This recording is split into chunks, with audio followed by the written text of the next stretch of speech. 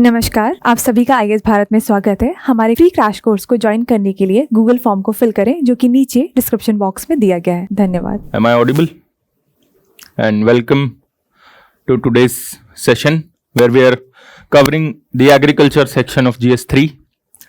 I hope you have watched the last session where we discussed the broad strategy for agriculture and where we did two of the main pillars or sub-themes that we can say.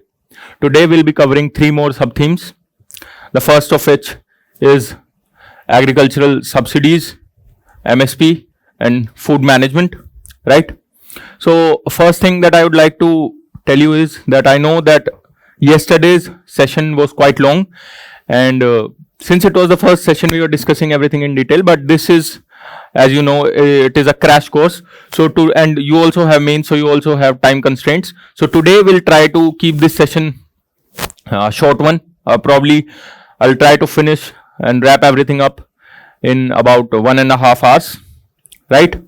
So this is the first sub-theme that we are going to cover, right?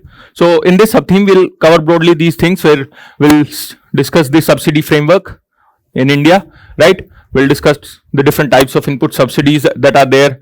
Then regarding the sustainability, we'll discuss about soil health, natural farming, diversification, and how we should promote them. We'll discuss an important topic, that is the MSP architecture in India. We'll understand some of the core concepts, some of the issues, some of the debates surrounding it. Then we'll discuss the food management part a bit, where we'll discuss about the procurement, about the PM Asha scheme, etc. And we'll also understand the WTO debate surrounding this, right? So moving forward, let's understand what are subsidies. So subsidies is any government support that is monetary that leads to an effectively lower price, right? It leads to an effectively lower price of either a good or a service. So it is a benefit conferring financial contribution by the state.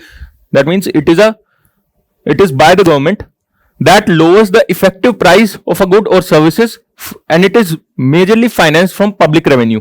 So it is the opposite of tax, right? And we can classify the subsidies as either general are the broader subsidies. For example, tax concessions, for broad tax concessions can be categorized as general subsidies, or they can be specific, either sector specific. For example, for MSMEs there is credit subvention, right? Interest subvention. So that can be categorized as a specific subsidy. Further, it can be direct, that is directly it is given to the one who is getting the benefit. For example, the cash benefit under PM Kisan, or it can be indirect as well, where we try to control the price. For example, the urea subsidy, the subsidy on fertilizers, those are broadly indirect. It can be either explicit, that it is directly, it can be seen, or for example, let's say the MSP, it is an explicit subsidy, right? Or it can be implicit, for example, interest, or let's say the customs duty that is there. That is, for example, a certain custom duty is fixed for agricultural produce, so that the price do not fall below a certain level due to cheap imports. So that is an implicit subsidy, right? And then WTO also classifies it based on the impact it has. For example, the amber box, the green box, the blue box, right? So why do we give subsidies? There are broadly 4 grounds that we can say that they have positive externalities. For example, MSP has some positive externalities on let's say farmers' income. Then they help in redistribution and social justice, right? Prices transferred to the lower income section. For example, farmer is supported, or LPG subsidy that is given to the below poverty line individuals or families, right? It also helps in price and income stabilization. For example, MSP helps in income stabilization of farmers. It provides a certain minimum level of income to the farmer, and it also stabilizes price. Like, it does not allow price to fall below a certain minimum, right? Then it also promotes strategic self-reliance. For example, the subsidies, let's say on solar panels, the government is giving subsidies of solar panels so that our import of, let's say, petroleum is reduced. We produce electricity through solar, so it promotes Atmanirbharta as well. right? These are some of the data that you can quote in your answers. Some of the, for example, the food and fertilizer subsidy, a total of 3.71 lakh crores is given. 16% of GDP, agriculture and allied sector, in total is 16% of our GDP, and it supports 46% of our population, right? And fertilizer subsidy, first is the food subsidy that we give, that is the largest, and fertilizer is the second largest subsidy after food, right? Then WTO has classified its subsidy in different boxes. We'll discuss them in a bit. For example, amber box, these are must be limited, right? These are not allowed because they distort markets. For example, MSP as per WTO falls under amber box. The blue is, it is largely unused in India, right? But the blue box, in blue box, those subsidies come which do not have a large distorting impact, but they require farmer or the benefactor to reduce or limit their production, right? Then there are green box subsidies which are broadly allowed. They do not have any distortion market. They do not cause any market distortion. For example, PM Kisan or subsidies on research and development, right? And the policy direction of Government of India is that we are shifting from indirect subsidies to direct subsidies. For example, PM Kisan, we are shifting from, let's say, DBT based income support, from price support we are shifting towards income support. Earlier the focus was on MSP. Now we are moving towards supporting the farmers' income directly. For example, the 6,000 rupees annually that they get from PM Kisan, and it is also WTO compatible, right? So we do not have to get into the clashes or debates in WTO, right? So these are the typologies of, for example, the types of subsidies. We have discussed them, like general subsidies versus specific subsidies based on visibility, explicit or implicit. WTO impact, it can be amber, blue, green, right? Based on stage, they can be either input subsidies or output subsidies. For example, in fertilizer subsidy is an input subsidy. The irrigation subsidy is an input subsidy. Understood?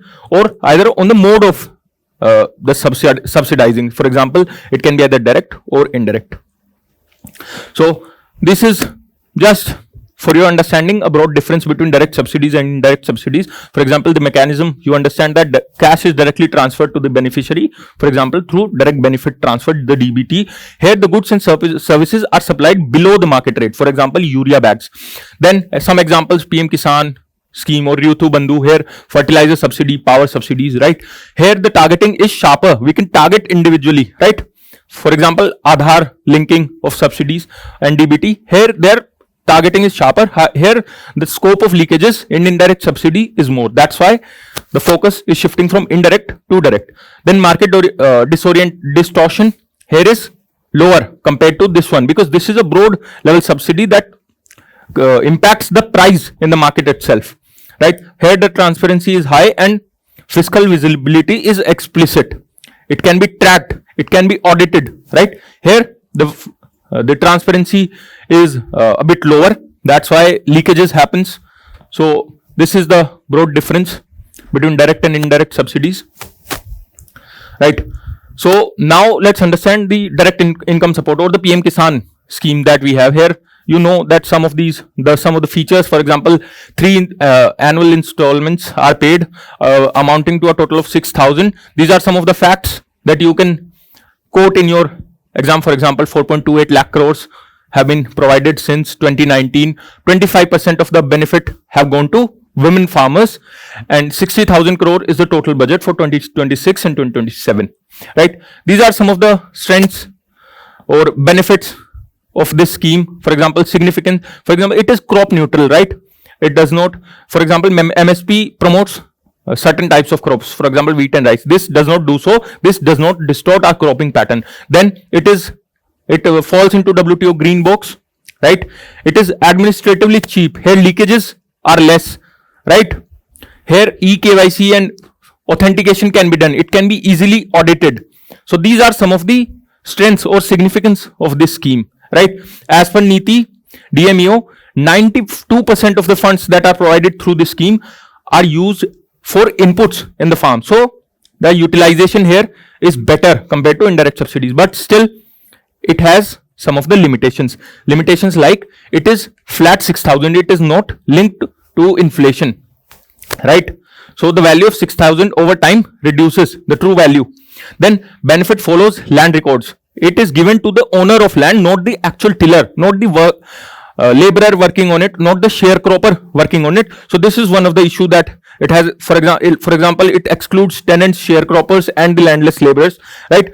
While some of the state models like Ryutu Bandhu of Telangana covers tenants, and the Kalia scheme of Odisha covers even landless laborers. So you can quote these examples when you state that fixes. For example, the way forwards or how these issues can be fixed. For example, it can be linked to inflation so that the actual value of 6,000 does not reduce over time. The land records, actual transparent land records, digitized land records should be used for targeting. It should target the landless laborers as well. It should provide benefit to them as well, so that the benefit does not remain concentrated in the hands of large farmers. So you'll state some of the way forward or fixes of these limitations. You'll quote these examples, right? Then we understand fertilizer subsidy. So fertilizer subsidy, as we mentioned, you can directly mention in introduction that it is the second largest subsidy after food. These are some of the facts that you can use to enrich your answer. For example, 1.71 lakh crores is the Department of Fertilizers budget. Then a urea bag, price of a urea bag is frozen at 242 rupees since 2018. The market price is much higher, but the government subsidizes it. Understood? Then we are 87% self-sufficient in terms of urea, and we are 100% import dependent in terms of muriate of potash. So what is the issue? What is the structural distortions that it causes? First is that it is frozen, right?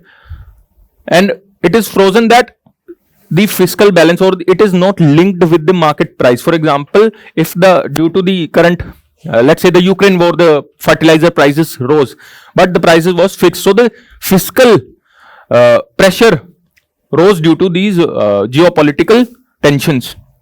Then deep urea subsidy, it is very cheap compared to the market rate. So this leads to farmer overusing urea, right? So this skews the nutrient balance. So the nutrient balance ideal should be 4:2:1 when we talk about nitrogen or let's say potassium, right? It should be 9.8, but it should be 4:2:1, but in reality it is 9.8:3.7:1. So that is way different than the ideal, right? Then the point of sales are not linked to land. A farmer who let's say have land that is not very large, a land parcel that is not very large, but he or she can still buy large amounts of fertilizers or urea, that leads to overuse. So it is not linked to land, or any of the Aadhaar holder can buy urea, right? और जो एक और issue आता है वो आता है that it is for the farmers benefit, ये फार्मर्स के बेनिफिट के लिए है, बट कभी कभी ये इंडस्ट्री को डाइवर्ट हो जाता है. सो डाइवर्जन इज ऑल्सो इशू. जब हम फर्टिलाइजर सब्सिडी की बात करें, वो बेनिफिट फार्मर्स को नहीं पहुंचता, वो इंडस्ट्री को पहुंचता है, या फिर ये स्मगल कर दिया जाता है to other countries. For example Bangladesh की तरफ यूरिया की काफी स्मगलिंग के इश्यूज देखे गए हैं, केसेस देखे गए हैं, राइट. सो अब इनका जो हम वो डिस्कस करेंगे, like way forward. The way forward would be when you know the issues, आप वे फॉरवर्ड आराम से लिख सकते हैं. The way forward would be that it should not be frozen periodically. इसको प्राइस को हमें पीरियोडिकली डिफाइन करना चाहिए, ना कि फॉर एग्जांपल ये 8 साल से लगभग फ्रोजन है price. Further we can say that we must link the amount of urea a farmer can buy उनकी लैंड से. So using land records here would be good, right. Some of the initiatives जो government ने use किए हैं, smuggling, for example smuggling रोकने के लिए one uniform brand, the Bharat brand of fertilisers develop कर दिया गया है, जिससे अलग से ही गवर्नमेंट सब्सिडाइज्ड यूरिया पहचाना जा सकता है. फॉर एग्जांपल जो यूरिया बैग है, that should now it has certain standards एक सब्सिडाइज्ड बैग के लिए, कि इसका कलर लेट्स से येलो होना चाहिए, तो yellow bags would be identified easily if it is being smuggled. जो डाइवर्जन है उसको रोकना चाहिए, सो जियो टैगिंग और बेटर टैगिंग होनी चाहिए, डिजिटाइजेशन होना चाहिए पॉइंट ऑफ सेल्स का, राइट। सो ये सब हम वे फॉरवर्ड्स लिख सकते हैं। जो इंडिया में है, यू मस्ट नो, आपने प्रीलिम्स के लिए पढ़ा है दैट 2 सब्सिडी रिजीम चल रही है। One is the urea, for example for urea it is the price is controlled, but the second is the nutrient based subsidy जो हम गवर्नमेंट देती है, that is based on the nutrients present in a particular mix of urea, right? So as we were talking that some of the government initiatives जो लिए गए हैं, for example one nation one fertilizer, एक single Bharat brand बना दिया गया है identify करने के लिए। 100% नीम कोटेड यूरिया हो रहा है जिसकी वजह से अब्जॉर्प्शन बढ़ जाता है, और अब्जॉर्प्शन बेटर होगा सो यूरिया का नीड कम होगा। सोइल हेल्थ कार्ड्स हम लिख सकते हैं इसमें, सोइल हेल्थ कार्ड्स दिए गए हैं जो कि based on the nutrient composition of the soil suggest करते हैं कि ऑप्टिमल फर्टिलाइजर कौन सा लगेगा, कितना लगेगा, राइट।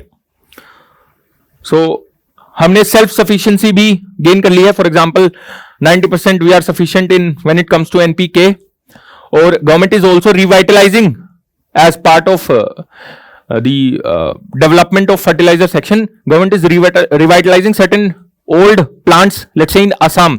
ये डिस्कस हुआ था 2025 बजट में, सो आप वो कोट कर सकते हैं, राइट। जो रिफॉर्म लिख सकते हैं आप, जो रिफॉर्म गवर्नमेंट लाई है आप इनको कोट कर सकते हैं। फॉर एग्जांपल हम बात कर रहे थे नैनो यूरिया जो अभी गवर्नमेंट ने और इफ्को ने डेवलप किया है, और नैनो डीएपी, इससे एफिशिएंसी बढ़ जाती है, यूज एफिशिएंसी बढ़ जाती है, राइट। एक पायलट प्रोजेक्ट चलाया जा रहा है 100 डिस्ट्रिक्ट्स में। नैनो टेक की वजह से स्लो रिलीज होता है, राइट। एग्रीकल्चरल से जो फर्टिलाइजर रन ऑफ होता है वो कम होता है, सो इसके this is better compare to the traditional urea. Then PM Pranam scheme चल रही है वेयर द सब्सिडी सेव्ड, जो अगर ऑप्टिमल यूज होगा so some subsidy would be saved, so वो उसका 50% would be given to the state. So ये incentivise करता है स्टेट्स को बेटर इंप्लीमेंटेशन और better performance when it comes to controlling the misuse of subsidy or fertilizers, right? It incentivizes balanced fertilization. So आपको कुछ डेटा चाहिए तो 14 स्टेट्स ने अपना यूज 15 लाख मेट्रिक टन्स से कट कर दिया है। सो इतना ओवर यूज हो रहा था जो कि अभी कम कर दिया गया है, राइट। देन एक इंटीग्रेटेड न्यूट्रिएंट मैनेजमेंट हम अब प्रैक्टिस कर रहे हैं, वेयर हम सिर्फ केमिकल फर्टिलाइजर्स पे फोकस नहीं करेंगे, will be using chemical fertilisers, organic fertilizers, for example manure, and bio fertilizers, for example certain plants that, for example legumes, which helps in enriching soil in terms of nitrogen. So हम ये try कर रहे हैं। So it restores soil response ratio, जो एक अच्छा soil जिस ratio पे फर्टिलाइजर डालने के लिए एक अच्छा रिस्पॉन्स देगी सोइल, सो ये वो उसको इंप्रूव करता है। देन माइक्रोन्यूट्रिएंट ब्लेंडिंग, कस्टमाइज्ड और फोर्टिफाइड हम फर्टिलाइजर्स यूज कर रहे हैं। For example we're mixing zinc, boron and sulphur with urea, right. So इससे क्या होता है, एक बेटर टारगेटिंग होती है, सोइल का ओवर एक्सप्लॉयटेशन नहीं होता है। So you can quote this. Then digital tracking, we are practising digital tracking where integrated fertiliser management system और mobile fertiliser management system is being developed and implemented, where E उर्वरक DBT is being developed on point of sales, right? Point of sale जहां से खरीदा जाता है तो वहां पे ई उर्वरक डीबीटी इज बीइंग यूज्ड, ताकि ट्रैक अच्छे से हो सके, एक अच्छा रिकॉर्ड मेंटेन किया जा सके, जिससे हमने जो अभी इश्यूज डिस्कस किए वो कम हो, राइट। इससे डाइवर्जन और ब्लैक मार्केटिंग कम हो जाएगी।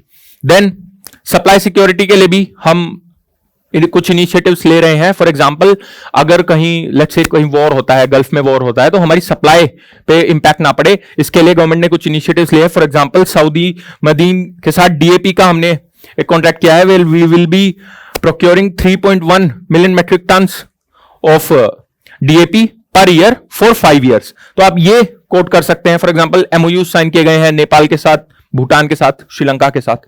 You can mention them when it comes to supply security, right? So now apart from fertilizer subsidy we also provide power subsidy, right?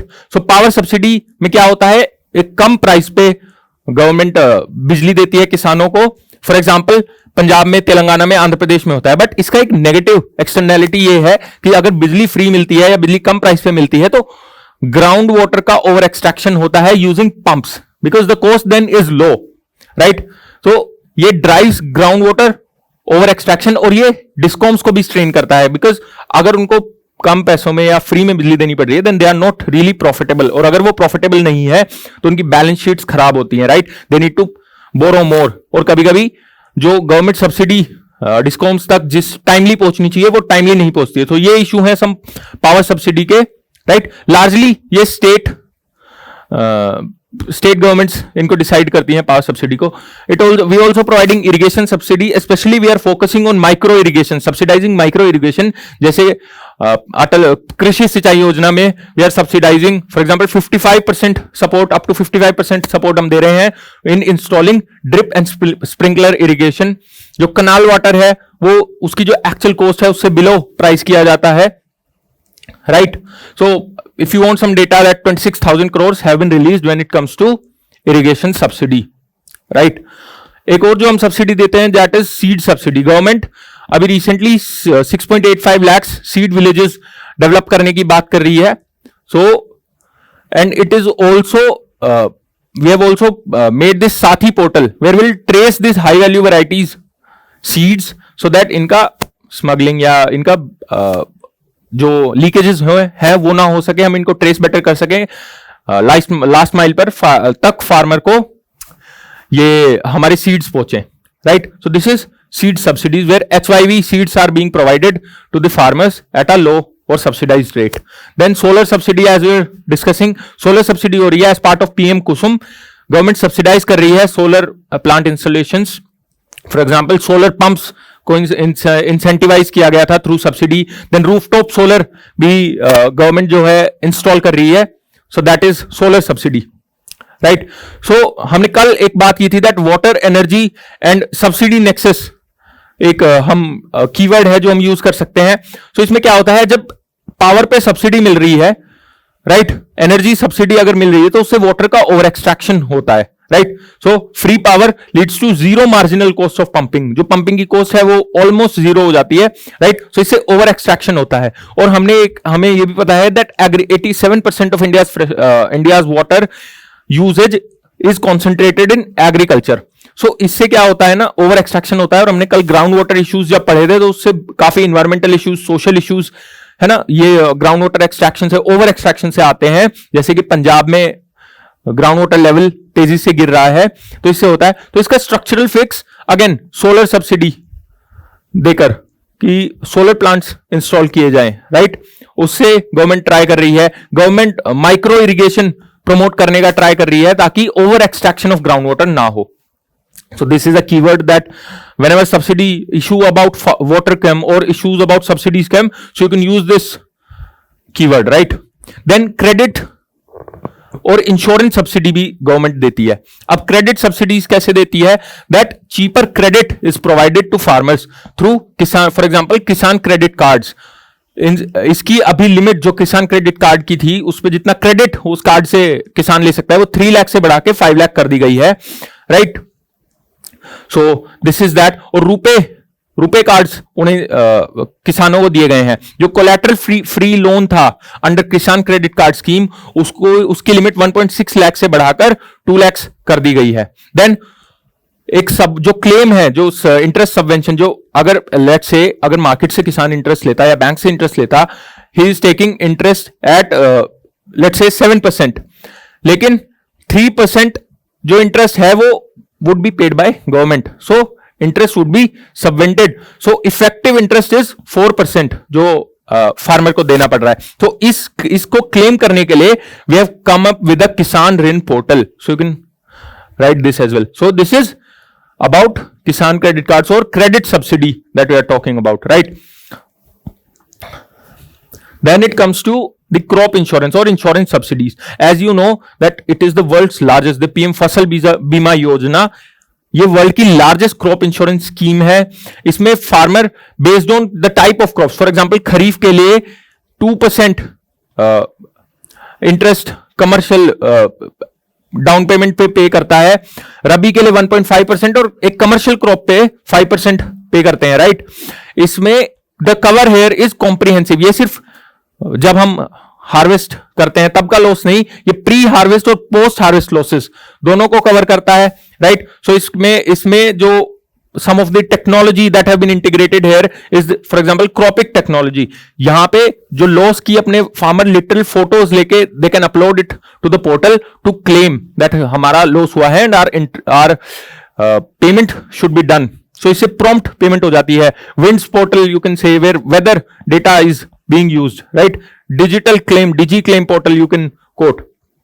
But इसके भी certain challenges हैं. For example the payment और the claim जो है वो delayed, काफी delayed मिलते हैं. देन जो डिजिटल क्लेम है, लेट्स से जो फार्मर को डिजिटल लिटरेसी उतनी नहीं है, so they can't claim their they can't put their claims digitally, right. Awareness low है, this is also an issue. Then documents are also required, so at times land records and documents are not very well maintained. इसीलिए digitisation would be a good way forward. Moving forward, some of the regarding sustainability and infrastructure development, government के क्या initiatives चल रहे हैं that you can quote in your answers. First is the agriculture infrastructure fund. Here we are planning 1.07 lakh crores of investments in around 1.13 lakh projects, right? So इसमें हम we are around 2500 और 2454 cold storage projects जो है government undertake कर रही है as a part of agriculture infrastructure fund. Then there is PM Kisan Sampada to promote food processing sector, right? Here 1600 around 1600 projects जो है underway हैं. Operation Green is a part of it where 22 perishable products are being transported through rails so that उनकी perishability से पहले वो market तक पहुंच जाएं, right? That is PM Kisan Sampada. We'll discuss this scheme in detail when we discuss the food processing part. Then digitally market linkage हो रही है थ्रू ई नाम, राइट. सो इससे डिजिटल लिंकेज ऑफ मार्केट्स हो रही है. E national agricultural market has more than 1600 mandis have been connected for better price discovery. इससे farmer को would not be forced to sell at a lower price in the local mandi if the price is being a better price is being paid somewhere else, right. So this is e NAM and digital markets जो हम कर रहे हैं. Then we are discussing about soil health cards, जहां पे soil health cards दिए जाते हैं और उसमें based on the nutrient composition of soil उनको फर्टिलाइजर्स सजेस्ट किए जाते हैं, किस प्रोपोर्शन में कौन सा न्यूट्रिएंट डालना चाहिए. Then National mission on Sustainable Agriculture is underway, जहां पे क्लाइमेट रेजिलिएंट फार्मिंग पर हम फोकस कर रहे हैं. क्लाइमेट रेजिलिएंट सीड्स हम डेवलप कर रहे हैं, ICAR डेवलप कर रहा है as part of it. Pilot projects इसके चलाए जा रहे हैं for sustainable agriculture, right. So this is National Mission on Sustainable Agriculture. Then natural farming is being promoted, right? So यहाँ पे 7.5 lakh hectares of land is now under natural farming, right? 4,000 rupees per acre per year दिए जा रहे हैं farmers को for 2 years. So per acre land पे जो farmer own करता है उस पे 4,000 rupees दिए जा रहे हैं to promote natural farming, right? 10 lakh plus farmers have benefited out of it.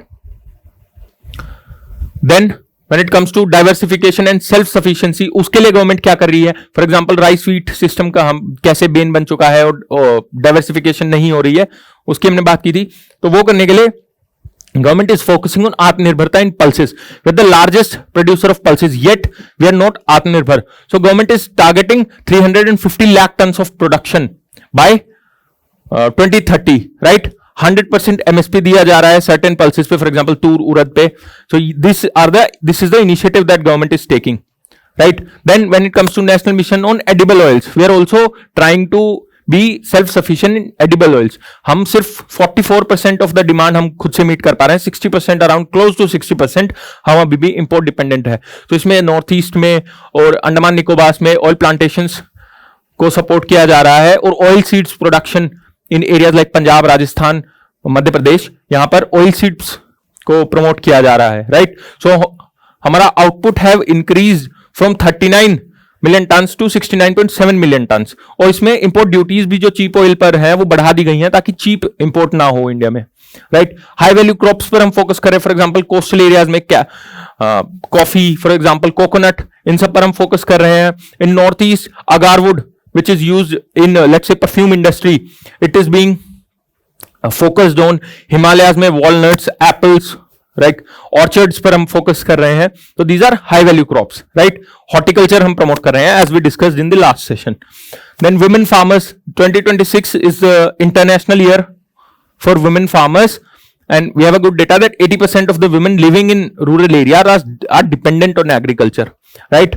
so हमने गोल है हमारा 70,000 कृषि सखीज को डेवलप करने का। हमने ड्रोन दीदी स्कीम प्रमोट की है to empower women in technology and to raise their incomes as well. Around 50,000 drones subsidised provide किए गए हैं सेल्फ हेल्प ग्रुप्स को। Now it comes to MSP. So what is MSP? So MSP is basically a market intervention where government sets a floor price that कि अगर इससे नीचे market में rate जाता है तो गवर्नमेंट इस फ्लोर प्राइस पर आपकी क्रॉप प्रोक्योर कर लेगी। So it is a market intervention floor price announced before sowing to ensure producers against a sharp price fall, right। ये सोइंग से पहले, जब फसल बोने से पहले it is announced, and how it is announced? It is announced by the Commission on Agricultural, it is decided by Commission on Agricultural Costs and Prices, then it goes to Cabinet Committee on Economic Affairs which is chaired by PM।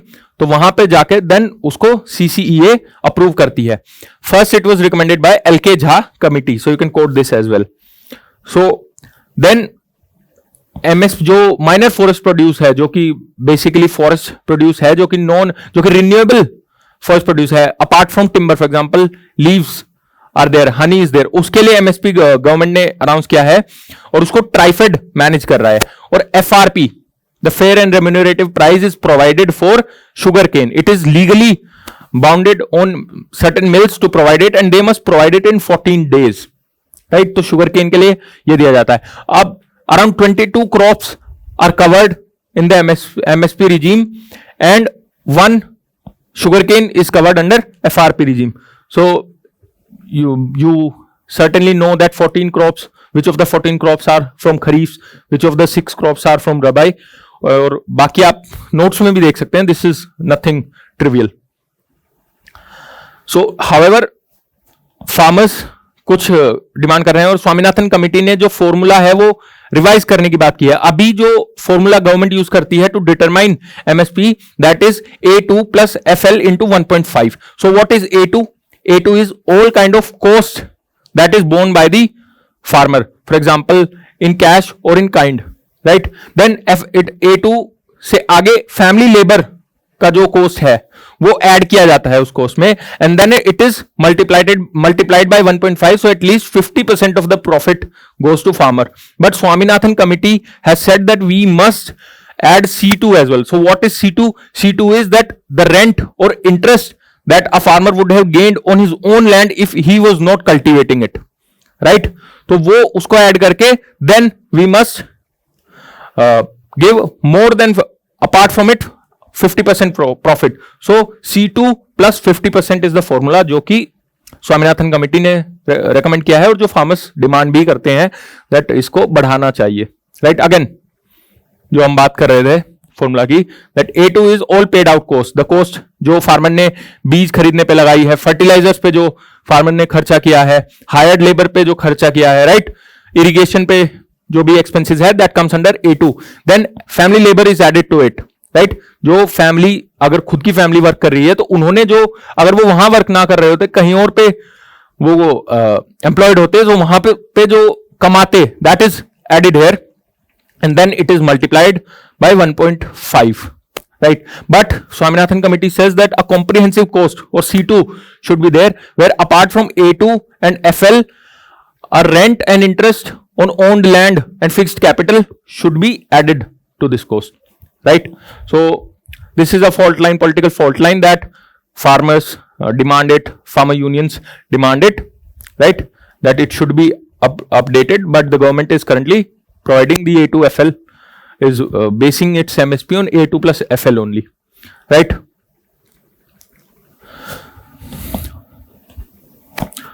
So now it comes to food management and procurement. So food management के जो 3 parts हैं, that is first is procurement, जहां पे food procure किया जाता है by the government.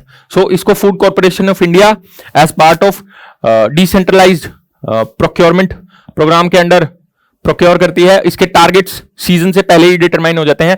Then it is distributed to the vulnerable to as part of the National Food Securities Act. Around 80 crore beneficiaries हैं जिनको फूड डिस्ट्रीब्यूट किया जाता है ईयरली. और देन एक सर्टेन अमाउंट बफर स्टॉकिंग के लिए भी रखा जाता है, so that in case there is scarcity in market it can be used, as well as price stability maintain करने के लिए कि अगर due to scarcity in market कभी प्राइस बहुत ज्यादा हो जाए तो गवर्नमेंट अपने बफर स्टॉक से रिलीज कर देती है. And it is also for emergency reserves के लिए भी रखा जाता है.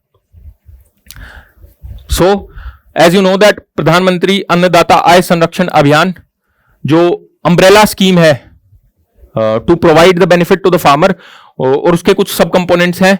ये 2018 में लॉन्च हुई थी और as part of it price deficiency payment की जाती है और इंटरेस्ट सबवेंशन किया जाता है, राइट. सो इससे सेल्फ सफिशिएंसी और प्रोक्योरमेंट गारंटी दी जाती है फार्मर्स को, राइट. और एज वी आर डिस्कसिंग कि 100% तूर उड़द मसूर के लिए ये as part of this scheme procure किया जा रहा था, राइट. सो प्रोक्योरमेंट के चैनल्स क्या है? फॉर एग्जांपल व्हीट और पैडी को फूड कॉर्पोरेशन ऑफ इंडिया और स्टेट एजेंसीज प्रोक्योर करती हैं. Pulses, oil seeds and copra को नाफेड और जो कोकोनट बोर्ड है वो सब डील करते हैं. सो डिजिटल में ई समृद्धि, ई संयुक्ति और कपास किसान ऐप हमने प्रोक्योरमेंट को ओवरसी करने के लिए डेवलप किए हैं, right. Then these are some of the data that you can quote in your answers. For example, 1175 lakh metric tons food grain procure हुआ है. जो MSP value दी गई है in this time period, that is around 3.33 lakh crores.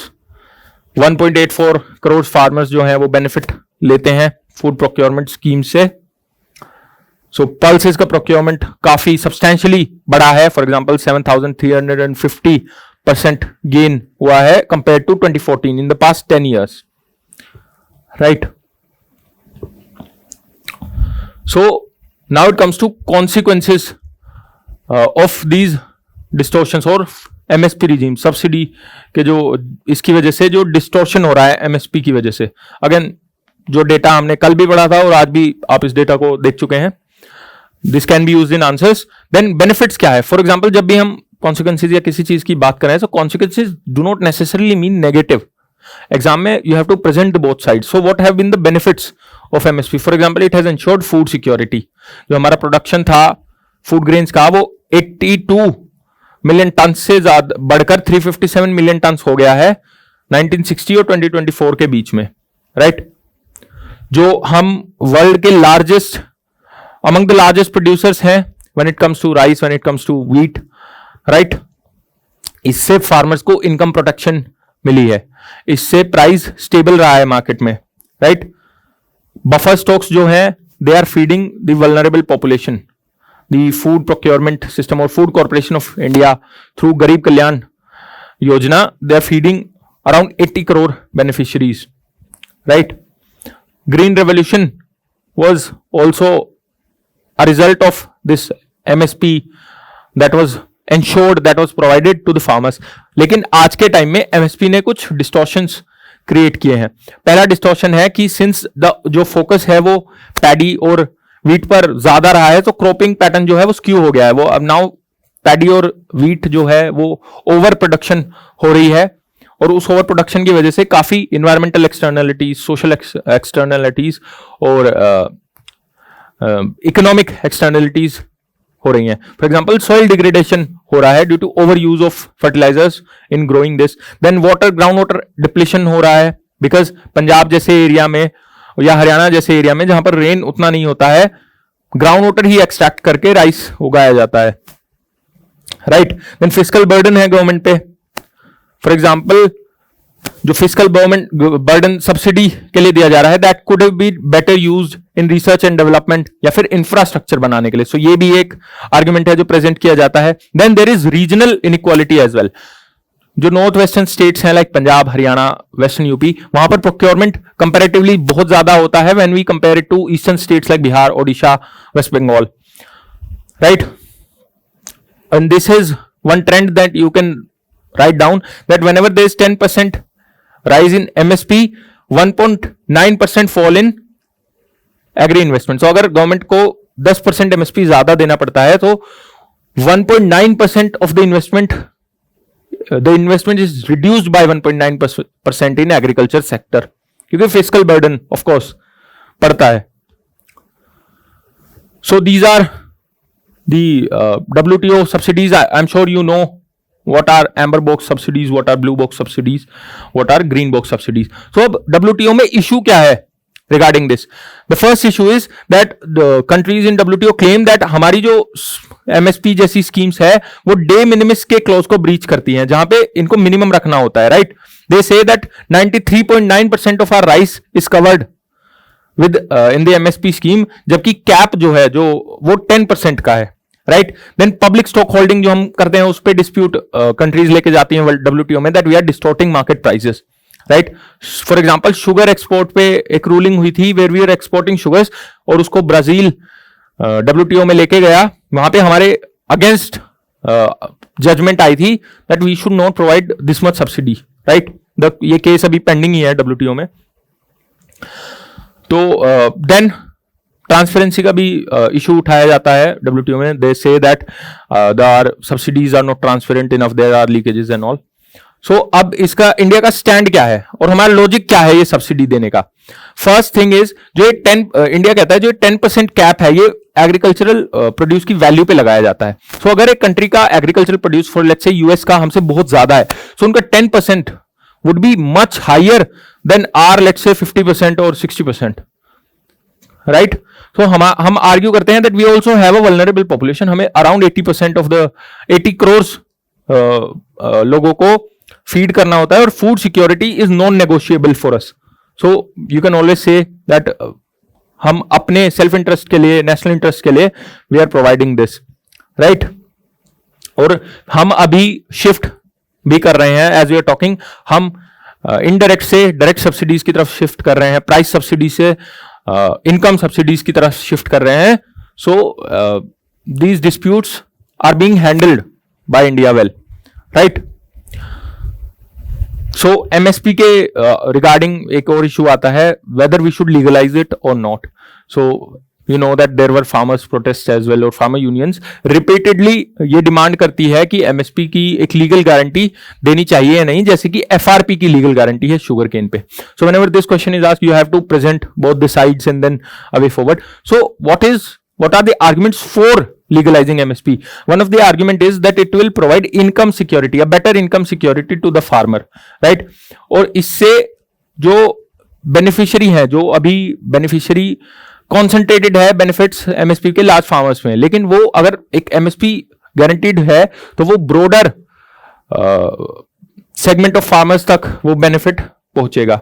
फिर अगर legal MSP होगा तो distress cell farmer नहीं करेगा, right. It will prevent distress sell and that would stabilise the price of agricultural commodities.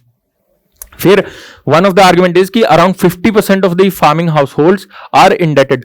So if they have a fixed income source, उनका जो stress है let's say from date वो कम हो जाएगा, right. They will be able to better manage things. और ये investment के लिए भी ये जो फिक्स प्राइस होगा या फिर जो गारंटीड प्राइस होगा वो that will be used for investment in let's say health, in education, in farms as well. So ये these are the arguments for making MSP legal. But there are various arguments against it. One of the argument is that it will increase the fiscal burden on the government, right? Around अगर हम legal कर देते हैं तो 7 से 8 lakh crore rupees worth of crop हमें procure करनी पड़ेगी और बजट पे it will be a huge constraint और प्रेशर. फिर it will lead to overproduction of certain crops. For example, wheat का, राइस का ओवर प्रोडक्शन होगा बिकॉज अब फार्मर को पता है दैट सारा ही प्रोडक्शन गवर्नमेंट प्रोक्योर कर लेगी. सो इससे वाटर, ग्राउंड वाटर लेवल्स, इससे सॉइल फर्टिलिटी लेवल्स पे नेगेटिव इंपैक्ट आ सकता है. फिर अब इतना प्रोडक्शन होगा और वो अगर गवर्नमेंट को प्रोक्योर करना पड़ेगा तो उसको स्टोर करने के लिए भी उतना इंफ्रास्ट्रक्चर हमारे पास नहीं है, and it will lead to wastage as well. फिर इससे इन्फ्लेशन पर भी असर पड़ेगा, free market principles would be disrupted और एक्सपोर्ट प्राइसेस पे भी फर्क पड़ेगा, और WTO में भी this will be a concern, right. WTO amber box problem would be there, our exports would be costlier, right. So what is the middle path? What is the way forward? So one of the way forward that is suggested is the price deficiency payment. Rather than हम एक price fix कर दें, will fix one price, और अगर market उससे कम price पे ले रहा है, सो जो डिफरेंस है that fixed price and that market price, that will be borne by the government, that will be paid by the government. इसको जैसे, और ये कई स्टेट्स में इंप्लीमेंट भी हो चुका है. फॉर एग्जांपल MP में भावांतर भुगतान योजना है, और हरियाणा की भरपाई योजना जो है. सेकेंड सजेशन इज कि प्राइस सपोर्ट से हम इनकम सपोर्ट पे फोकस करें. यहां पर जो आर्गुमेंट दिया जाता था income security, so the income security can be established through support measures like PM Kisan, right, or the green box subsidies.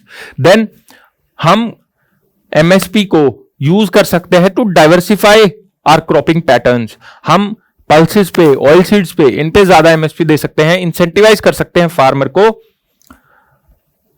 ये ग्रो करने के लिए यूजिंग MSP. सो सर्टेन क्रॉप्स पे लीगल किया जा सकता है, जैसे पल्सेस हो गई और ऑयल सीड्स हो गया, और वो भी टाइम पीरियड, एक सर्टेन टाइम पीरियड के लिए, right. So this is one conclusion that you can write is MSP should be a launch pad to self sufficiency, not a permanent crutch. So we must pair targeted support with diversification and market reform. So this can be a good conclusion for you, a middle path kind of conclusion for this debate, right. These are some of the PYQs जो पूछे गए हैं पिछले सालों में. So you know that 23 में एक PYQ आया था about direct and indirect farm subsidies और WTO issues. So we have discussed this very well, right. एक 2018 का PYQ है, what is MSP, how it rescues from low income trap. We have discussed this in detail. Then 2017 में subsidies, cropping pattern and crop diversification पे एक question आया था. ये हमने आज सब्सिडीज आज डिस्कस किया है. क्रॉपिंग पैटर्न्स और crop diversity we have discussed yesterday, right. So Fasal Bima Yojana scheme पर there was a question, need for crop insurance and salient features of PM Fasal Bima Yojana. We have discussed that in detail. फिर national and state subsidies और जो distortions वो create करती है, cause करती है, उस पर भी हमने डिस्कस किया है आज. So you should try to using the content you have, the do not miss content or these PPT that will be provided to you. Using this, you should try to write these PYQs. So it will help you in building good answers, in developing the skill of answer writing, and that is very crucial for mains, right? आपको practice questions भी दिए जाते हैं. I hope जो कल practice questions आपको दिए गए थे आपने वो लिखे होंगे, फिर model answers से आपने उनमें value add किया होगा या उनको better बनाया होगा जिस तरीके से बना सकते हैं, right. So now this is a way forward for this part. You can use these broad way forward in all of these questions almost, right. When it comes to these questions, you can use this broad way forward when it comes to subsidy or let's say MSP or food management part, right. So the way forward, let's discuss them.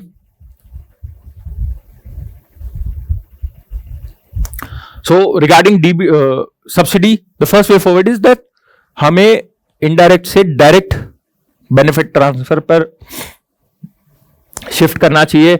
Geo tagging of land records हो और using agri stack, जो agri stack हम develop कर रहे हैं, एक direct benefit transfer scheme और scheme को हम इंप्लीमेंट करें ताकि सब्सिडी का लीकेजेस कम हो. देन जो एमएसपी है वो मार्केट रिस्पॉन्सिव होना चाहिए. जस्ट एक फिक्स्ड एमएसपी से बात नहीं बनेगी, it can B market responsive. So market का प्राइस अगर ऊपर अप डाउन हो रहा है तो उसके बीच का जो डिफरेंस है that can be paid by the government. So it can be transparent. जो फॉर्मूलाज है वो पब्लिश करने चाहिए ताकि ट्रांसपेरेंसी आए और टेंशंस डिफ्यूज की जा सके, राइट. देन हमारा जो सब्सिडीज है they should focus on the green sector, on sustainable things, for example on solar, on micro irrigation. हमें पॉजिटिव चेंज लाना चाहिए using subsidy as incentives. So micro irrigation और एग्रो क्लाइमेटिक डाइवर्सिफिकेशन की जा सकती है. फिर जो इनपुट प्राइसिंग है उसको रैशनलाइज करना चाहिए. फॉर एग्जांपल इलेक्ट्रिक और energy subsidy that is being provided उसको रैशनलाइज करना चाहिए. Water subsidy, irrigation subsidy that is being provided उसको सब्सिडाइज करना चाहिए, उसको रैशनलाइज करना चाहिए, राइट. फिर पोस्ट हार्वेस्ट इंफ्रास्ट्रक्चर बनाने पर हमें काम करना चाहिए ताकि पोस्ट हार्वेस्ट लॉसेस कम हो सके. जैसे कि एग्रीकल्चरल इंफ्रास्ट्रक्चर फंड है, कोल्ड स्टोरेज है, इनाम है और फार्मर प्रोड्यूसर ऑर्गेनाइजेशंस है. इनको हमें बिल्ड करना चाहिए, डेवलप करना चाहिए अच्छे से. देन WTO रीबैलेंसिंग, हमारा फोकस एम्बर बॉक्स सब्सिडीज से ग्रीन की तरफ शिफ्ट होना चाहिए ताकि ये हम इन इश्यूज से बेटर डील कर सके, राइट. और फर्दर हमें सेल्फ रिलायंस पे फोकस करना चाहिए and we can use subsidies as a tool to incentivise towards self reliance, let's say in pulses और ऑयल सीड्स और even in other things. And these are some of the committees that you can quote in your answers. For example, Swaminathan committee is there, Shanta Kumar committee is there, Dalwai committee or Kelkar committee. You can rationalize or you can quote these committees when you write this way forward. Just give me a minute, please.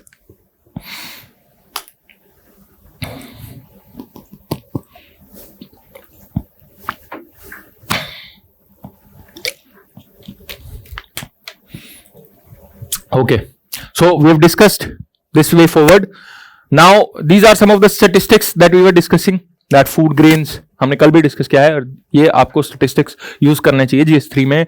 आपको अपना claim अगर आप data से back करते हैं, examples से back करते हैं, तो वो really it helps you in getting good marks. वो एवरेज से जो ऊपर नंबर आते हैं वो using data, using putting the sources of your data, right, using right examples, justifying to justify your claims आते हैं. So food grains production is 357 million tons, 3.33 lakh crores of MSP has been disbursed in 2024-2025. 3.71 lakh crores of subsidy has been given on food and fertilizer. So these are some of the numbers. You can go through them when you'll go through this PPT, right? So this is the broad mind map आज के session का इस सब theme के लिए. We have discussed subsidies, right, we have discussed about MSP, we have discussed about pulses और national mission on edible oil, we have discussed about the input support regarding various subsidies, be it fertiliser, power, credit और the Fasal Bima योजना, right. We have discussed about food management, FCI, PM ASHA and the distortions that are being talked about, and we have discussed the WTO and the about the WTO issues and the issues surrounding MSP and whether we should legalize it or not, right. So I hope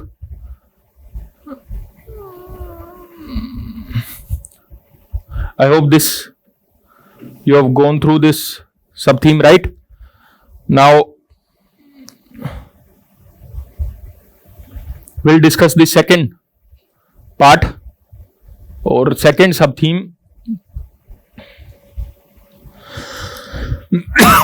This is all. Just a second.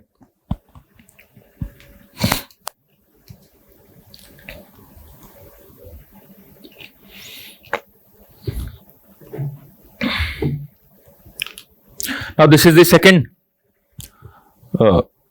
This is the second sub-theme that we are going to take up today. That is e-technology in aid of farmers. Right. This is also a repeated theme. आप देख सकते हैं PYQs काफी पूछे गए हैं. 2025 में Digital India and its impact on farmers पूछा गया. 2020 में regarding how scientific interventions in agriculture can help. 2023 में ई-टेक पर डायरेक्ट क्वेश्चन आया कि how does e technology help farmers, right. और वी आर एक्सपेक्टिंग कि 2026 और फ्यूचर में AI, ड्रोन्स और डिजिटल पब्लिक इंफ्रास्ट्रक्चर का क्या इंपैक्ट होगा, वो सब क्वेश्चंस आएंगे. right? So what is e-technology? First, let's understand what do we mean when we say e-technology in agriculture. So e-technology is basically the application of digital tools, for example internet, mobile apps, sensors, satellites, drones, AI and data analytics, to make farming data driven, efficient and market oriented. So ये जो digital tools है, जैसे internet हो गया, precision technologies हो गई, internet of things हो गया, AI हो गया, इनका जो एप्लीकेशन एग्रीकल्चर में करे to make it more efficient, उसको just e technology in agriculture कहते हैं, राइट? अब इसके बिल्डिंग ब्लॉक्स क्या है? First is that sense and observe, will discuss them in detail. So अभी जस्ट इनका ओवरव्यू ले लेते हैं. That sense and observe, where we gather data using e technology, then analyse that data and make our decisions data driven, right? Then using these tools to advise farmers to follow scientific cultivation, right? And ensuring or settling the transactions digitally. So first let's understand the foundation, the digital foundation behind farmer technology. So अभी recent में जो technological revolution we are going through, so especially in terms of agriculture, उसके पीछे digital public infrastructure का बड़ा role है. और digital public infrastructure में जैम ट्रिनिटी आता है, वह Jan Dhan accounts, Aadhaar cards and mobiles, तीनों को इंटीग्रेट करके एक बेटर टारगेटिंग के लिए हमने डेवलप किया है, जहां पे बेनिफिट जो है, सब्सिडीज जो है, वो डायरेक्टली अकाउंट में फार्मर के पहुंच जाती है. Then agri stack is there, जहां पे हम डिजिटल आईडीज हम फार्मर्स की बना रहे हैं, राइट? और इसमें हम क्रॉपिंग प्लॉट्स का भी हम सर्वे कर रहे हैं as part of agri stack. Then there is connectivity. Around 99.9% of our districts have 5G connectivity. 85% of houses own a smartphone. Then there is कृषि decision support system as well. As part of it, जो satellite data use करके, weather data use करके, soil composition का use करके, हम जो farmers को है वो advisory दे सकते हैं regarding what kind of crops to grow, what kind of fertilizers to use, right? किस टाइम पे irrigation करना है. So first is, the first part of agriculture is production, right? We produce in agriculture. So उसमें technology कैसे integrate की जा सकती है? फॉर एग्जाम्पल एग्रीकल्चर को प्रिसाइज करने के लिए टेक्नोलॉजी यूज की जा सकती है, सेंसर्स यूज किए जा सकते हैं, जीपीएस टेक्नोलॉजी यूज की जा सकती है, ताकि हम वाटर, जो इनपुट्स हम डालते हैं, फॉर एग्जांपल फर्टिलाइजर डालते हैं या वाटर हम डालते हैं या पेस्टिसाइड डालते हैं, उसको प्रिसाइजली डाला जा सके. For example certain sensors can be used in soil to identify कि सॉइल की जरूरत क्या है, और उस जरूरत के हिसाब से प्रिसाइजली वही कंपोजिशन मिक्स किया जाए यूजिंग टेक्नोलॉजी, और वो डिलीवर कर दिया जाए directly to the roots of the plants, right? So इसमें डेटा है that ICAR has noted that using precision technology in agriculture leads to 20% growth in yield, and around input cost is reduced by 10%. Then smart irrigation की जा सकती है using soil monitoring sensors और micro irrigation, जो smart irrigation की हम कर सकते हैं. अब इससे जो फ्लड इरिगेशन के नेगेटिव इंपैक्ट्स हैं, जो फ्लडिंग इरिगेशन के नेगेटिव इंपैक्ट्स हैं, वो काउंटर किए जा सकते हैं. वाटर का ओवर एक्सप्लॉयटेशन काउंटर किया जा सकता है, ग्राउंड वाटर का ओवर एक्सप्लॉयटेशन. देन पेस्ट और डिजीज अलर्ट दिए जा सकते हैं using technology.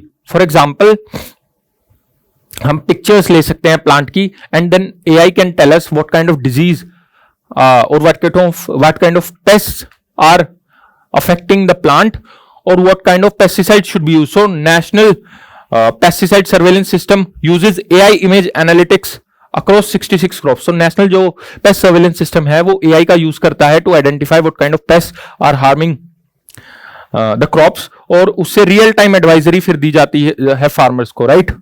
So this is how pests can be controlled. Then weather resilience provide किया जा सकता है satellite, using satellites, using AI हम वेदर को, कंडीशंस को प्रिडिक्ट कर सकते हैं, और उस प्रिडिक्शन के बेसिस पे किसान को डिसीजन लेने के लिए जो इंफॉर्मेशन है वो प्रोवाइड की जा सकती है. और इससे फॉर एग्जांपल मॉनसून का ऑनसेट कब होगा, उससे हम उसका पता लगा सकते हैं, और उसके बेसिस पे कब फसल बोनी है, कब फसल लेट्स से काटनी है, फार्मर डिसाइड कर सकता है. So data driven decision making can be supported. Then after production comes marketing. So marketing में टेक्नोलॉजी कैसे यूज हो सकती है, जैसे कि ई नेशनल एग्रीकल्चरल मार्केट है जो कि मोर देन 1600 मंडीज को कनेक्ट करता है आपस में, प्राइस दिखाता है कि किस मंडी में कितना प्राइस है, जिससे एक ट्रांसपेरेंट प्राइस डिस्कवरी हो सके, राइट। सो इससे फार्मर को एक लोअर प्राइस पे सेटल करना नहीं पड़ता एंड दे कैन आइडेंटिफाई कब उनको अपना प्रोड्यूस बेचना है, कहां बेचना है, किस प्राइस पे बेचना है। Further using AI market intelligence can be developed, जहां पे रियल प्राइस, जो रियल टाइम प्राइस है कमोडिटीज का, वो डिस्प्ले हो जाता है और जिससे फार्मर्स के लिए अगेन इजी हो जाता है to market their product, right. एक बेटर यूज क्या है, मतलब एक पॉजिटिव एक्सटर्नलिटी क्या है डिजिटल मार्केटिंग की, इज दैट इससे इंटरमीडियरीज कम हो जाते हैं। एक इशू एग्रीकल्चर मार्केटिंग में ये था दैट इंटरमीडियरीज, बहुत सारा जो बीच में प्रॉफिट है दैट गोज टू इंटरमीडियरीज और फार्मर्स को उतना प्रॉफिट या बेनिफिट नहीं मिल पाता है। तो डिजिटली डायरेक्ट फार्मर्स बेनिफिट ले सकते हैं और इंटरमीडियरीज को हम कट कर सकते हैं। और एफपीओ फार्मर प्रोड्यूसर ऑर्गेनाइजेशंस जो हैं वो कलेक्टिवली अगर मार्केट करें, so they have better bargaining power when compare to a single farmer.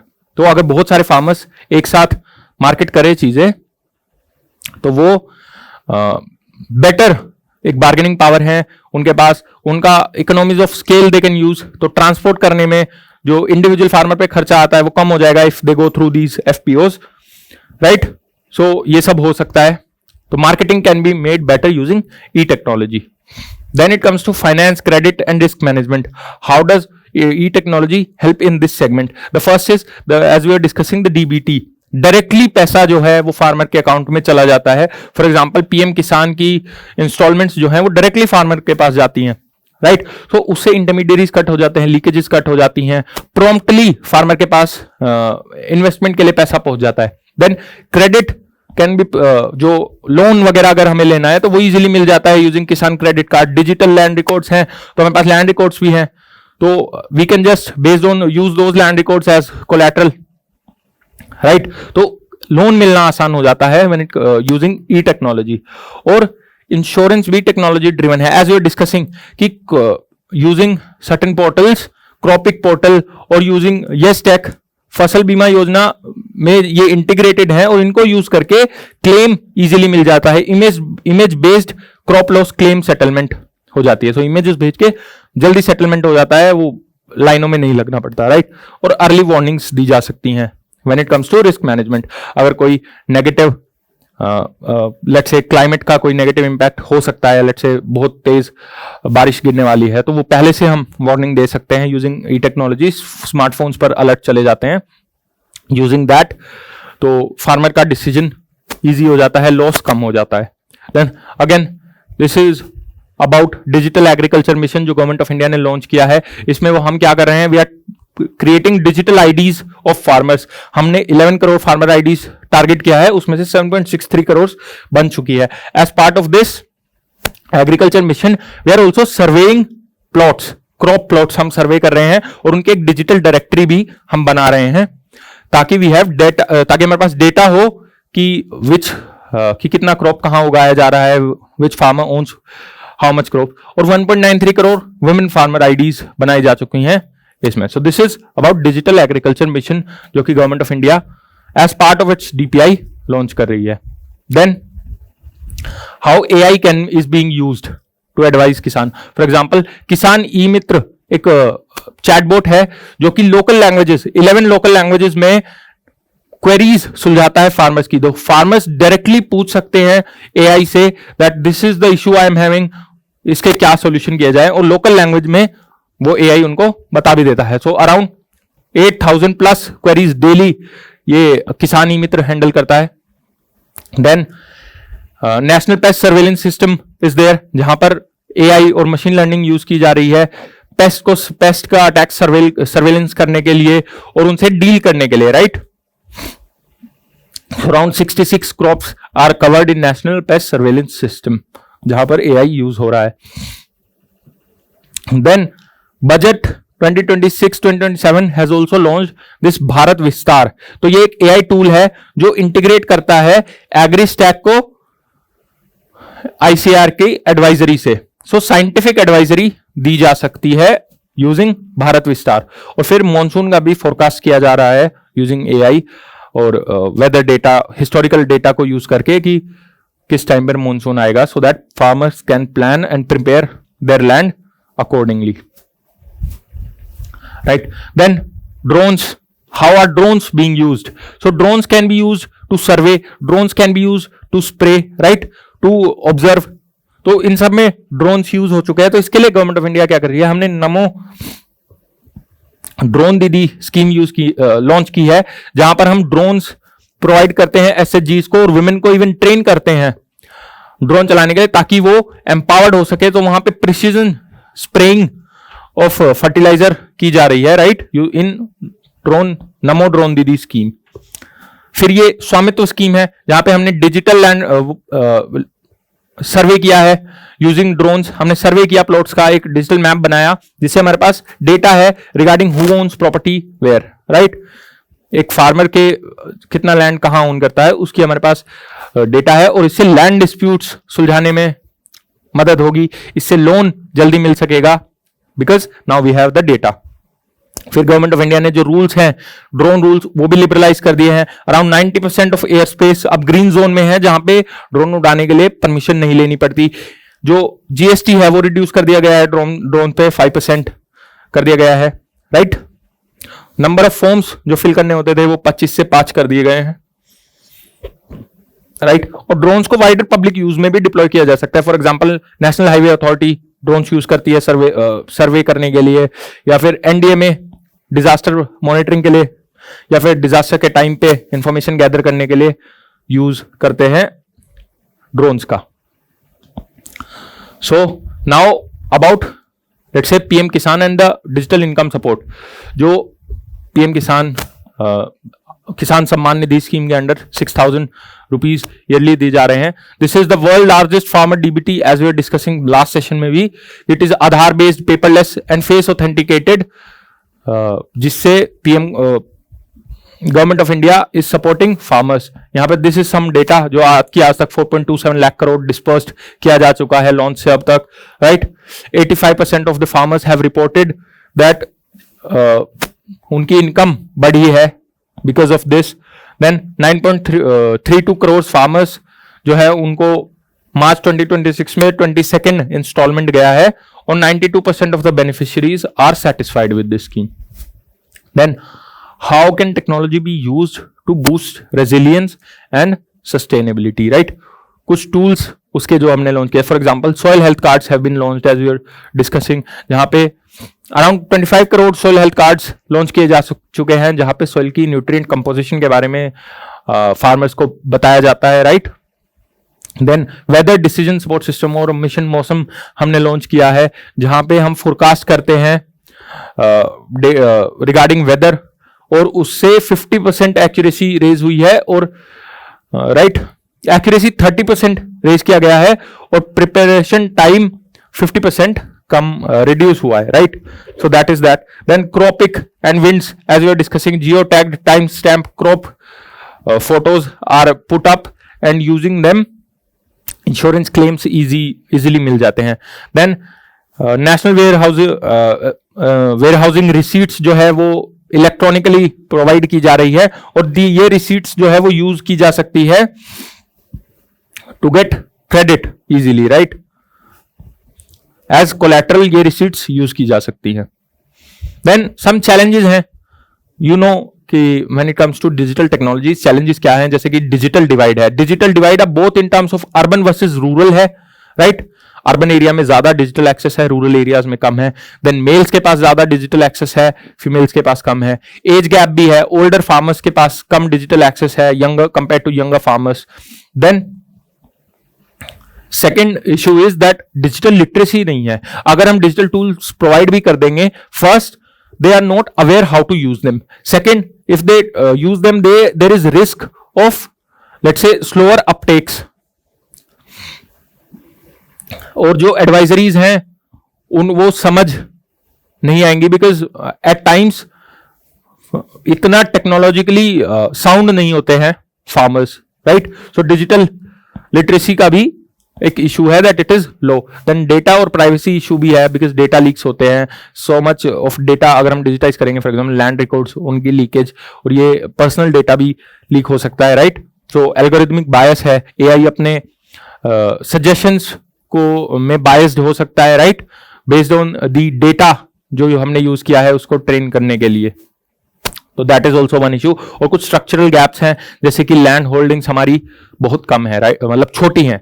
अब छोटी लैंड होल्डिंग्स पे we can't invest much because income ही उतनी ज्यादा नहीं है, तो इसलिए स्लोअर अपटेक होता है डिजिटल टूल्स का, बिकॉज इसके लिए we also need some of the capital investment, let's say phone भी खरीदना पड़ता है, that is also an investment for the farmer, and income at times बहुत ज्यादा नहीं होती है फार्मर्स की कि वो इतना इन्वेस्ट कर पाए। तो अब what is the way forward, what is the impact AI framework, हम मतलब क्या ऐसा करें कि डिजिटल टूल्स बेटर यूटिलाइज हो सके। पहला तो हमको इनेबल करना होगा, इनेबल किसको, फर्स्ट फार्मर्स को, राइट, उनको डिजिटल लिटरेसी प्रोवाइड करनी होगी, उनको डिवाइसेस प्रोवाइड करने होंगे, उनको ट्रेनिंग देनी होगी, ताकि they can use this technology in a better manner. So एक गवर्नमेंट लेड स्ट्रैटेजी हमें बनानी पड़ेगी to enable the farmers, right. Then we'll have to promote our startups to create digital tools, various digital tools, ताकि हम better tools हम provide कर सकें। इसमें हमें अपने स्टार्टअप्स, हमारे रिसर्च एंड डेवलपमेंट इंस्टीट्यूशंस, इनको हमें क्रिएट करना होगा, डेवलप करना होगा, राइट। तो that is the second strategy. And third is deliver, जो एक्सटेंशन सर्विसेज है थ्रू लेट्स से कृषि विज्ञान केंद्र, हमें उनको स्ट्रेंथन करना होगा ताकि लास्ट माइल डिलीवरी हो सके इन टूल्स की। Understood? So this is what we need to do. So our goal is to bridge the fragmented data, जो डेटा है जो कि अभी कंप्लीटली डेटा भी डिजिटाइज नहीं है, उसको भी हमको डिजिटाइज करना होगा। So bridge fragmented data, limited infrastructure, हमें लिमिटेड जो इंफ्रास्ट्रक्चर लिमिटेड है उससे डील करना होगा। अफोर्डेबिलिटी हमें इंश्योर करनी पड़ेगी और लास्ट माइल डिलीवरी हमें इंश्योर करनी पड़ेगी if we want to provide benefit to the small and marginal farmers, right. So regarding the second way forward is that जो हम AI हम डेवलप कर रहे हैं, that should be a responsible AI, जो कि फेयरनेस, अकाउंटेबिलिटी, ट्रांसपेरेंसी और India specific risk checks पे बेस्ड हो, right. It should be fair, it should be transparent और इंडिया स्पेसिफिक एडवाइजरी दे। देन लैंग्वेज गैप्स हमें ब्रिज करने होंगे using initiatives like Bhashini. A lot of farmers do not understand English, तो उसके लिए हमें रीजनल लैंग्वेजेस में एडवाइजरी और टूल्स डेवलप करने पड़ेंगे। उसके लिए हम भाषिणी का यूज कर सकते हैं।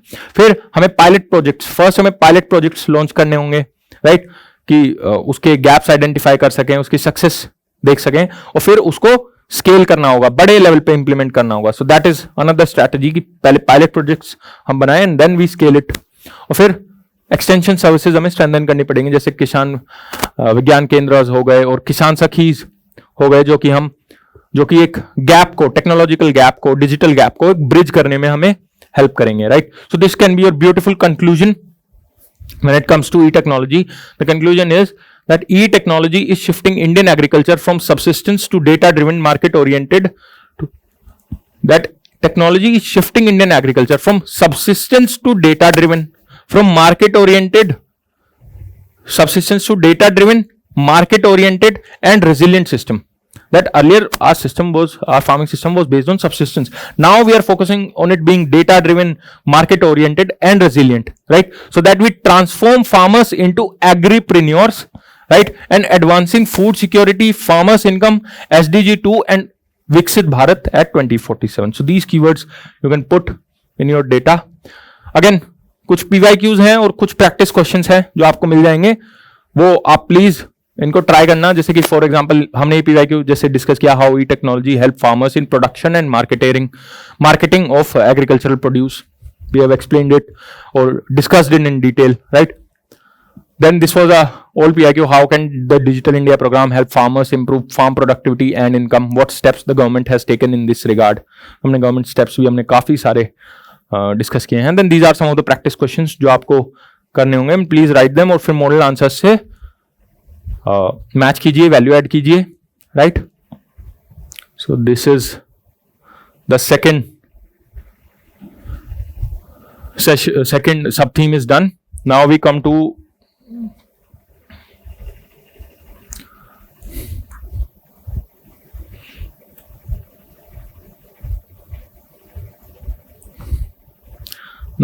this sub-theme.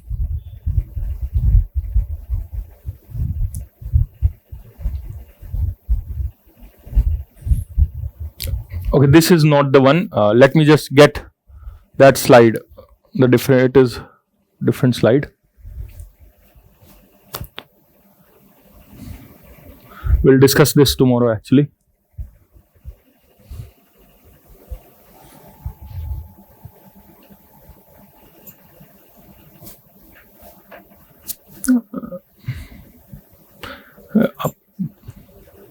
नहीं, आप एक बार उनको बुला दीजिए, वो दूसरी PPT will have to load.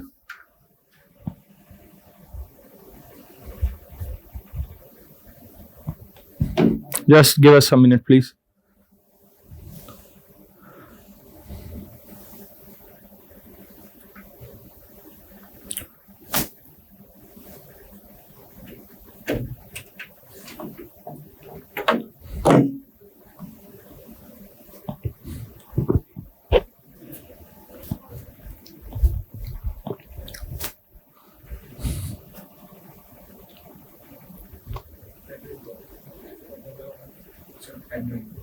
Okay.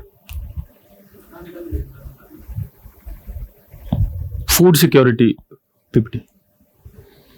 So we'll discuss food security, PDS, and buffer stock as a sub theme now. Okay, so just give us 2-3 minutes.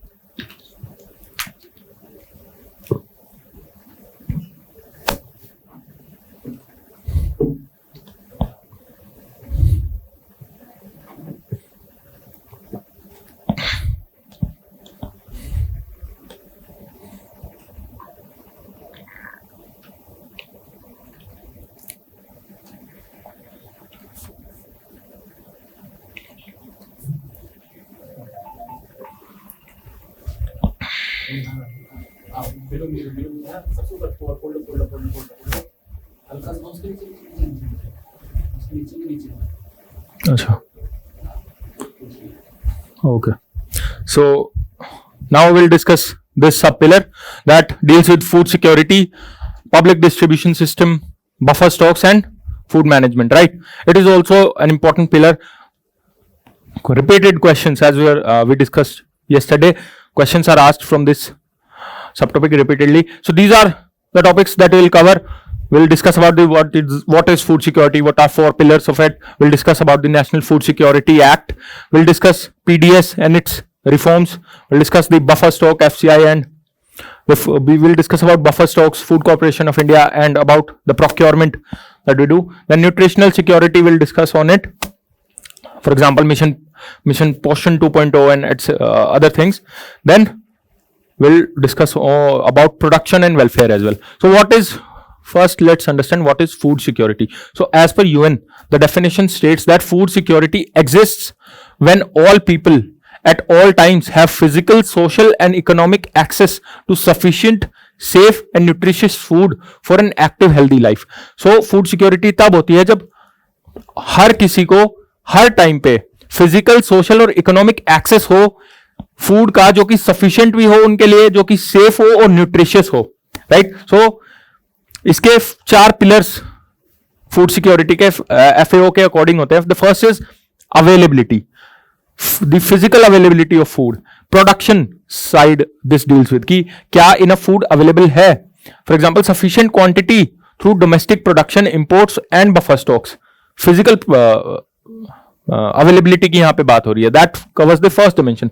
Second is access, क्या food अगर अवेलेबल है लेकिन वो accessible नहीं है, वो expensive बहुत ज्यादा है, तो that does not count as food security.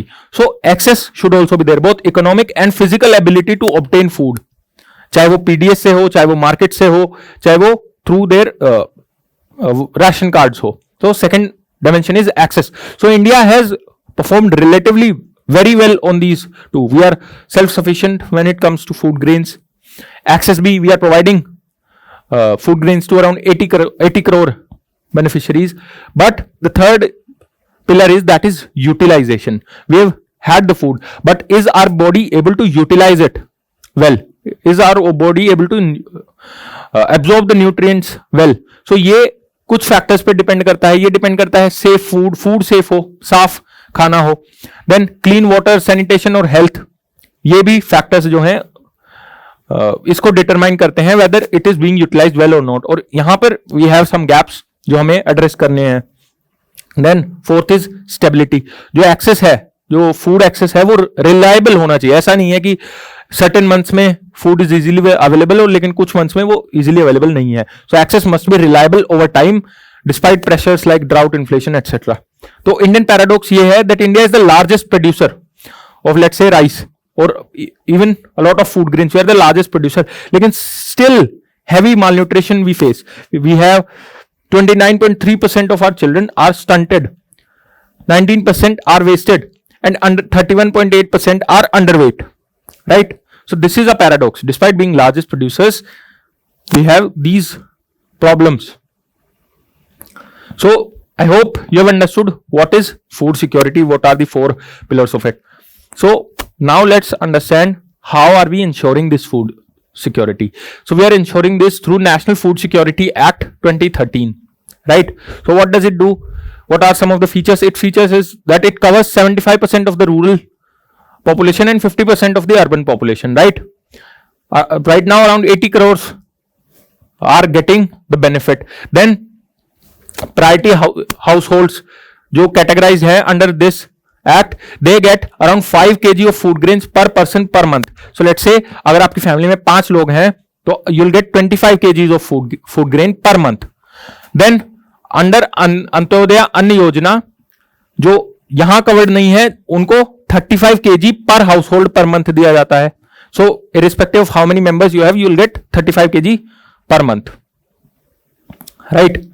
Then जो प्राइस है, जिस प्राइस पर ये दिया जाता है, that is 3 rupees for rice, 3 rupees per KG, 2 rupees per KG for wheat and 1 rupees per KG for course grains. But now under प्रधानमंत्री गरीब कल्याण योजना it is being provided largely for free, right?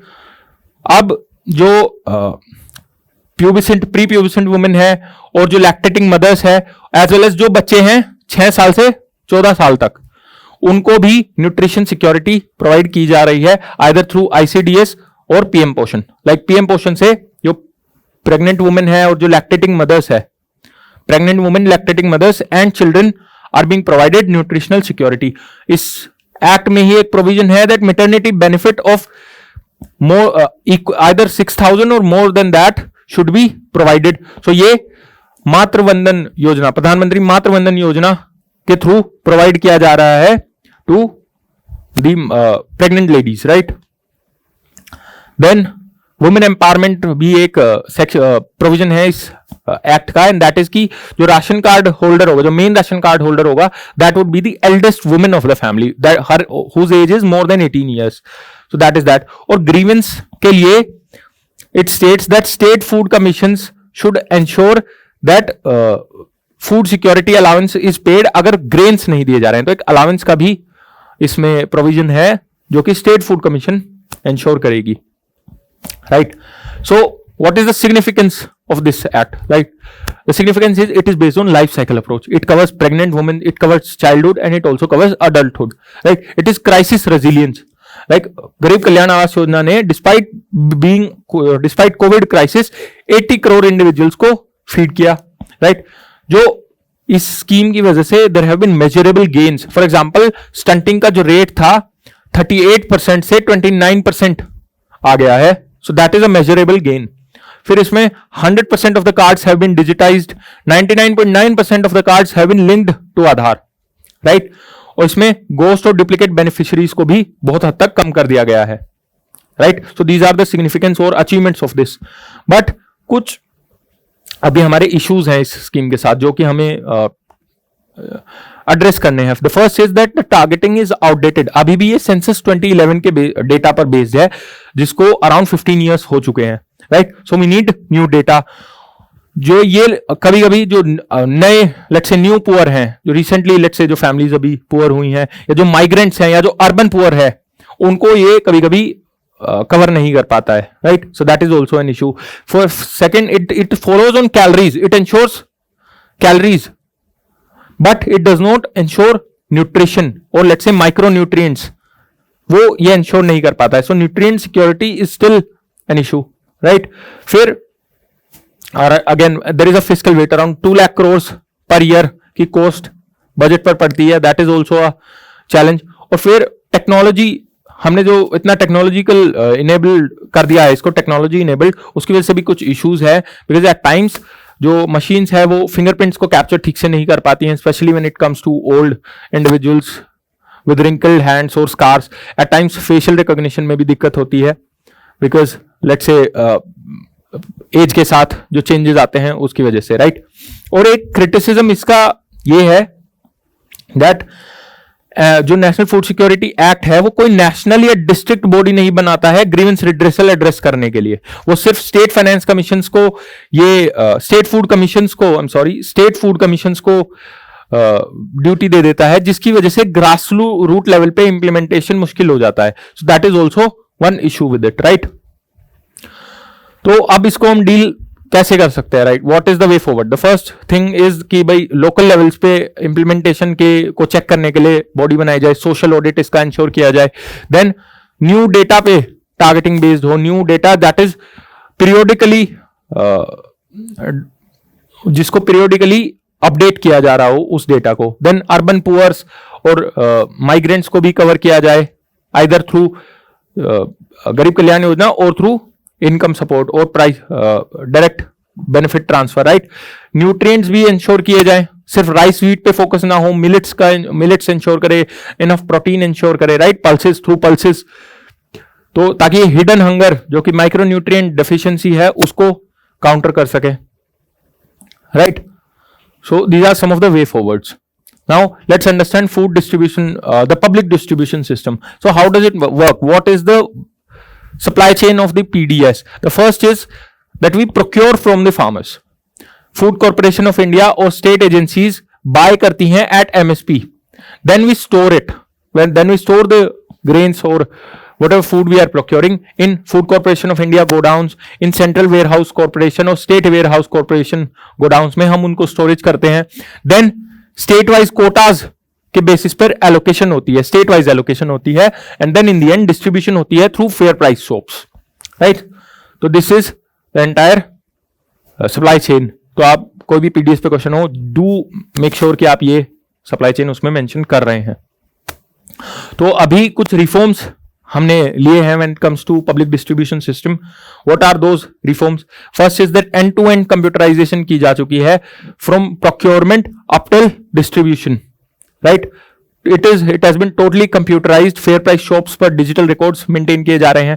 Then one of the reform is that one nation one ration card has been put in place so that a migrant who has let's say a ration card in UP can get grains even in a state like Karnataka or Tamil Nadu.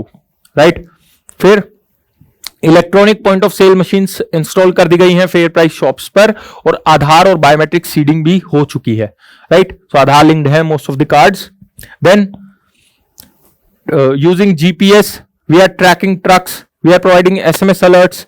Right, और एक national database भी हम maintain कर रहे हैं transparency के लिए। Further nutrients, micronutrients ensure करने के लिए हमने फोर्टिफिकेशन और फोर्टिफाइड राइस और फोर्टिफाइड ग्रेन्स भी हम प्रोवाइड कर रहे हैं, सो दैट हम सिर्फ कैलोरीज पे फोकस ना करें, न्यूट्रिशन भी ठीक कर सके, right.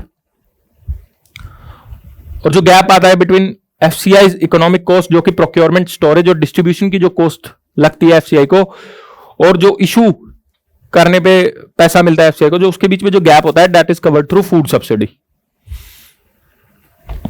So these are just some numbers that you can quote in your answers, right? So now let's understand some of the challenges. The first challenge is leakage or diversion. A lot of food grains का leakage होता है, right? और diversion हो जाता है. Then targeting errors आते हैं, as we are discussing, inclusion और exclusion errors हैं. Then cereal centric basket है, rice wheat system and everything. 94% of the rice and wheat core cereals are less than 3%. फिर ऑथेंटिकेशन फेलियर भी हो जाता है due to technology. Aadhaar card कभी कभी ऑथेंटिकेट नहीं हो पाता है, नेटवर्क ठीक से नहीं आते हैं, इस वजह से डिनायल ऑफ फूड ग्रेन्स हो जाता है। देन फिस्कल कॉस्ट भी बहुत ज्यादा है, as we are discussing, weak grievance redressal है। फिर वे फॉरवर्ड हमने जैसे डिस्कस किया कि डायनेमिक टारगेटिंग होनी चाहिए, real time socio economic data पे बास्केट को डाइवर्सिफाई करें, डिसेंट्रलाइज प्रोक्योरमेंट हो, right. So these are some of the way forwards, you can go through them in this PPT, right.